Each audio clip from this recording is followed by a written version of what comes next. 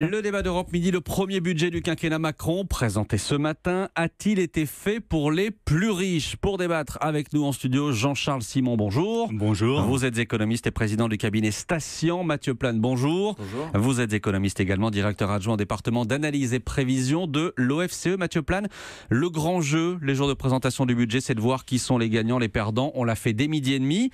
Pour vous, les plus grands gagnants, ce sont les plus riches?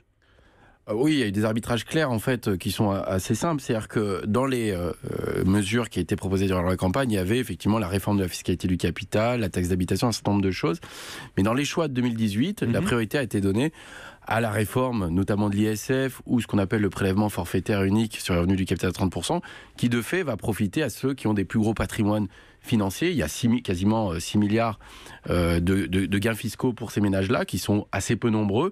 En revanche, les mesures, on va dire, plus de pouvoir d'achat aux classes moyennes ou modestes, ont des montants beaucoup plus faibles et répartis sur beaucoup plus de ménages. Donc, effectivement, en termes de distribution, les grands gagnants, en tout cas de ce budget-là, ce qui ne veut pas dire que ce sera les gagnants que du quinquennat, mais sur ce budget-là, c'est clairement les plus gros patrimoines financiers. Jean-Charles Simon, vous êtes d'accord avec cette vision-là? Oui, de toute façon, si on voulait alléger la fiscalité du capital et revenir à quelque chose qui est plus dans la norme de ce qui se fait autour de nous en Europe, il fallait forcément diminuer la pression fiscale sur le capital, et donc qui l'a supporté pour l'instant? Les gens qui en ont, et surtout ceux qui en ont beaucoup. Donc l'ISF, c'est une exception, hein. On était le seul pays à avoir encore un impôt global sur l'ensemble du patrimoine au-delà d'un certain niveau. On supprime toute la partie financière, on garde la partie immobilière, et là, en supprimant la partie financière, bien entendu, c'est quelques centaines de milliers de ménages seulement qui sont concernés, donc on est évidemment sur une petite partie des Français. À côté de ça, il y a des mesures qui sont lancées. Alors je suis d'accord, effectivement, le calendrier, il est tout de suite pour les mesures sur l'épargne, avec ces deux mesures-là où on voulait avoir, l'arbitrage a été de faire un choc immédiat, et puis les mesures comme la taxe d'habitation qui s'étale sur plusieurs années, la mesure qui fait gagner du pouvoir d'achat aux salariés avec une baisse des cotisations sociales et une remontée de la CSG, celle-là, elle s'étale aussi dans le temps. Sur l'année. Voilà. Mais elle justement, va pas être à plein en 2018. Il y a les mesures, il y a aussi le calendrier. Est-ce qu'il y avait urgence, Mathieu Plane, à mettre en œuvre immédiatement les mesures, notamment sur l'impôt sur la fortune? Non, moi je crois pas. Je crois que justement ce qui est un peu surprenant, c'est qu'il s'était présenté justement comme candidat un peu dans l'équilibre gauche-droite, dans les mesures à la fois mesures d'offre mais aussi des mesures sociales. Là clairement il y a un arbitrage, et d'ailleurs Bercy est quand même piloté par des ministres de droite, mais en tout cas oui, clairement il y a eu un arbitrage très clair sur la fiscalité du capital, alors que, comme ça a été précisé, les autres mesures ont une montée en charge très progressive. Donc on aurait pu même imaginer qu'il y ait une montée en charge progressive pour tout. Or là, la fiscalité du capital, c'est-à-dire que les marges de manœuvre qui ont été utilisées sont essentiellement pour ça, sachant que ce qui va être compliqué, c'est que le financement à côté, effectivement, risque de faire mal, et notamment si la diminution des emplois aidés, la baisse des APL, qui pour le coup peut créer des déséquilibres assez importants en termes de redistribution de richesse. Jean-Charles Simon, le pari que fait Emmanuel Macron et que fait le gouvernement, c'est de dire que cet argent qui ne sera pas pris aux ménages les plus fortunés, il sera réinvesti dans l'économie? Oui, et puis vous savez, il y a eu sur toutes les dernières années l'idée qu'il y avait des départs de patrimoine importants, des départs de gens fortunés de France. C'est quelque chose qui est d'ailleurs difficile en fait à bien documenter et qui est souvent un petit peu lunaire comme estimation à préciser. Mais en tout cas, c'était une crainte. L'idée, c'était de donner un vrai signal tout de suite en début de quinquennat. Donc on peut comprendre dans la logique qui est celle poursuivie qu'on voulait donner le signal tout de suite et fortement pour pas avoir de mouvements très complexes du côté des investisseurs, du côté des gens fortunés qui soient de dire finalement rien ne change dans ce pays, alors qu'il faut dire quand même que dans le quinquennat précédent, les signaux dans l'autre sens avaient été assez forts et assez durs, en tout cas au début du quinquennat de François Hollande. Donc là, il y avait la volonté d'inverser vraiment cette mécanique et de dire, voilà, on fait le pari de rendre la France terre très attractive pour l'épargne financière et pour l'investissement. Mathieu Plane. Non, alors, moi je trouve que c'est un pari dangereux pour une raison, c'est que si on considérait que la rentabilité du capital ou le capital était trop taxé, que sa rentabilité est trop faible, je pense qu'il valait mieux privilégier à ce moment-là une baisse plus rapide de l'impôt sur les sociétés pour rendre l'attractivité. Parce que baisser l'ISF en France ne garantit pas que l'investissement ira en France. Or, il y avait des mesures, par exemple sur l'ISF PME, qui permettaient de financer les PME. On aurait pu très bien élargir en disant le problème du financement en France, il n'y en a pas vraiment. L'ISF PME, juste pour préciser, en gros, vous investissez dans des PME et en échange, vous avez une déduction de l'ISF. On aurait pu élargir ça en disant s'il y a un problème de financement du risque ou d'innovation, à ce moment-là, il faut mettre un circuit de financement qui permettent de déduire l'ISF de ces personnes-là qui vont prendre ce risque pour financer là où il y a des problèmes. Le problème de baisser l'ISF ne garantit pas qu'on va mieux financer l'économie et mieux financer le risque. Donc je pense que dans le diagnostic, il risque d'y avoir des mauvaises surprises. Mais ça veut dire, Mathieu Plane, qu'avec cette baisse de l'ISF, c'est quoi? C'est un cadeau? En tout cas, en tout cas derrière l'idée étant que, effectivement, en réduisant la fiscalité des plus riches, la France va devenir plus attractive et va financer mieux l'économie. Or, aujourd'hui, on n'a pas du tout de garantie de ça. C'est un pari risqué, Jean-Charles Simon? Il y avait quand même des signaux. On a vu hier avec l'anecdote de Florent Pagny, mais plus globalement, vous aviez ce mouvement, par exemple, des pigeons dans le quinquennat précédent, avec des gens qui disent, voilà, on investit beaucoup, on prend beaucoup de risques, et derrière, la France nous taxe de manière assez incroyable en matière de niveau d'imposition, par exemple, des plus-values ou de choses. Il y avait eu des aménagements qui avaient été faits. Ça avait été évidemment aménagé après une première tentative qui était plus violente.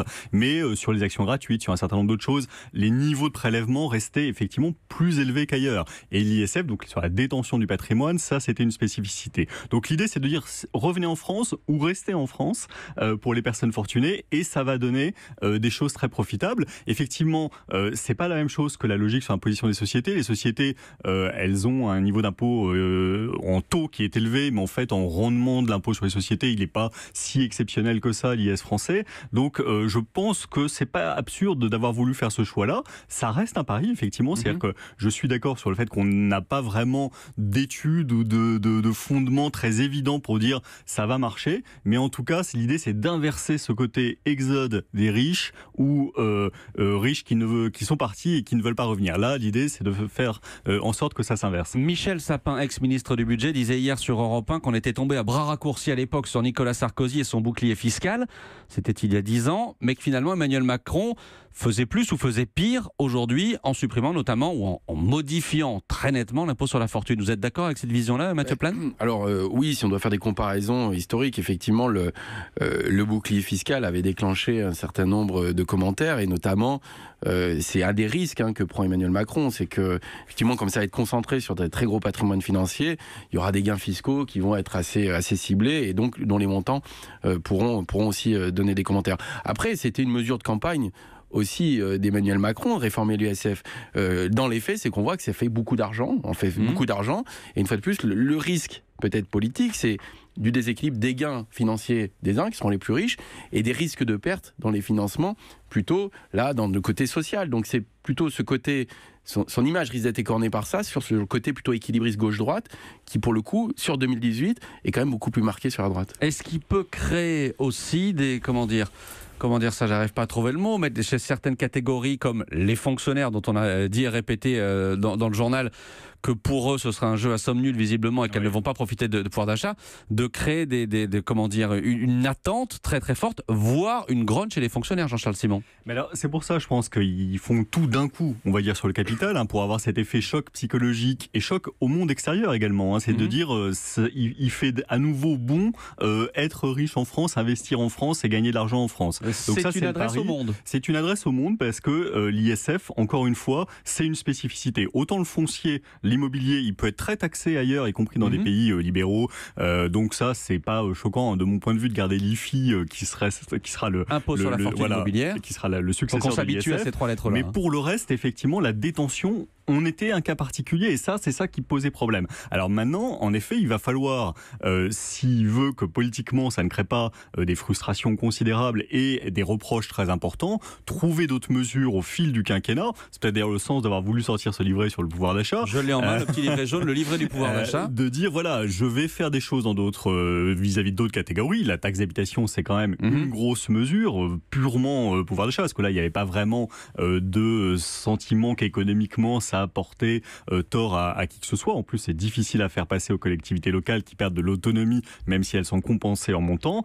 Donc, il va falloir trouver, après ce geste-là, probablement d'autres gestes encore au fil du temps, même si sur l'impôt sur le revenu, il faut le dire, le quinquennat précédent a quand même été assez favorable aux ménages les moins aisés. Peut-être qu'il faudra à ce moment-là trouver d'autres gestes vis-à-vis, en effet, par exemple, pour les fonctionnaires, de dire, voilà, on reste rigoureux en regelant le point, peut-être qu'il faudra avoir d'autres mesures plus catégorielles ou plus ciblées pour dire ce quinquennat est équilibré. Et c'est ce que vous disiez tout à l'heure, Mathieu Plane, il faudra voir l'ensemble du quinquennat pour avoir une vision globale des choses. Oui, c'est peut-être effectivement à la fois une stratégie économique auquel je ne crois pas forcément sur l'histoire des gains qu'on peut attendre de la réforme de fiscalité du capital, en tout cas à court terme, hein, c'est pas évident.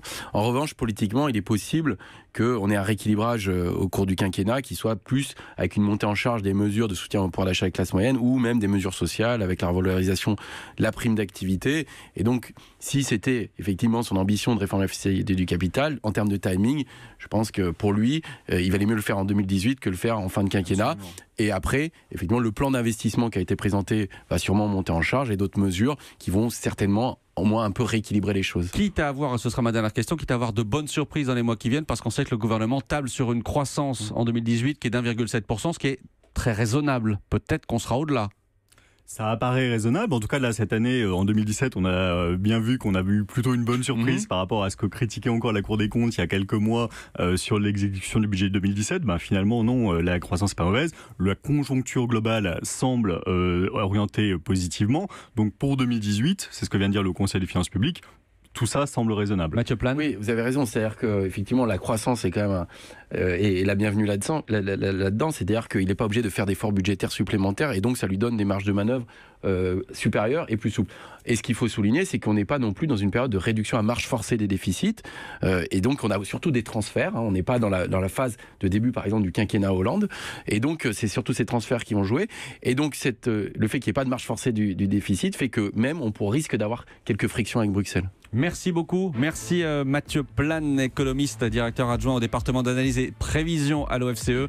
Jean-Charles Simon, économiste et président du cabinet Station. Merci à tous les deux d'être venus débattre aujourd'hui dans Europe Midi.